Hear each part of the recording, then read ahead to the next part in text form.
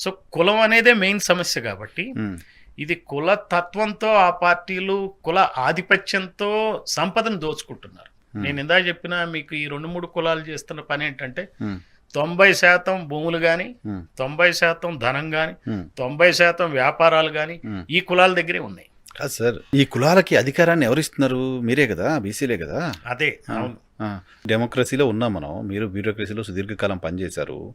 ఇప్పుడు మనం చంద్రుడి మీదకో ఇంకెక్కడికో పోతున్నాం అనుకుంటున్న రోజుల్లో ఇంకా కులం చుట్టూ తిరగాల్సిన పరిస్థితి ఉందంటారా? మీలాంటి వాళ్ళు కులగణన, కులం అనే ప్రస్తావన తీసుకురావడాన్ని ఏ రకంగా సమర్థించుకుంటారు?